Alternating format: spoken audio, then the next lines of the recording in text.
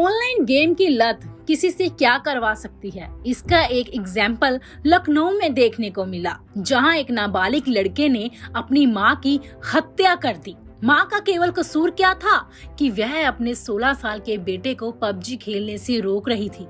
परिवार में पत्नी और 16 साल का बेटा और 9 साल की बेटी रहते थे। तीनों एक ही घर में रहते थे। शनिवार रात को दोनों बच्चों के साथ उनकी मां कमरे में सो रही थी। रात करीब 3 बजे बेटे ने पिता की आर्मी की लाइसेंसी पिस्तौल से मां के सिर में गोली मार दी, जिससे उसकी मौके पर ही मौत हो गई। वहीं छोटी बहन को धमकी देकर दूसरे कमरे में लेकर चला गया और वहां पर जाकर दोनों सो गए।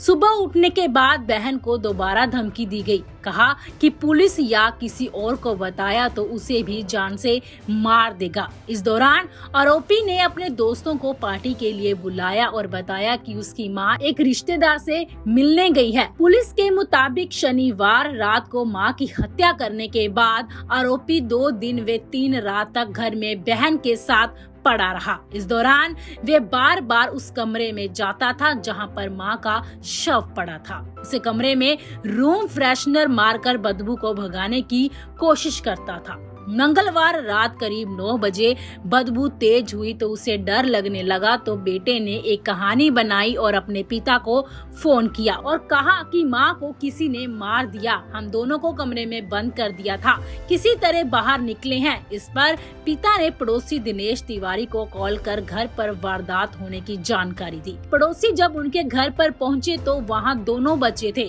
उन्होंने पूछताछ की तो बताया कि किसी ने मां को मार दिया है। जब दिनेश कमरे में गए तो वहां बदबू के कारण वहां खड़े नहीं हो सके, तो पड़ोसियों ने उसी वक्त पुलिस को सूचना दी।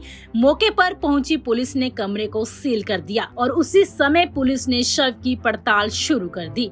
पति ने पुलिस को फोन पर यह भी बताया कि 4 जून को उसकी पत्नी का उसके बेटे से झगड़ा हो गया था। उसने उसे पबजी खेलने से रोका था और पैसे देने से मना कर दिया था।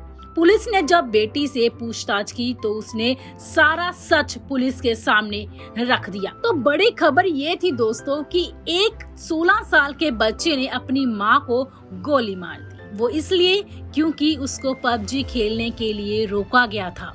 यकीन नहीं होता ना, लेकिन दोस्तों आज का सच यही है।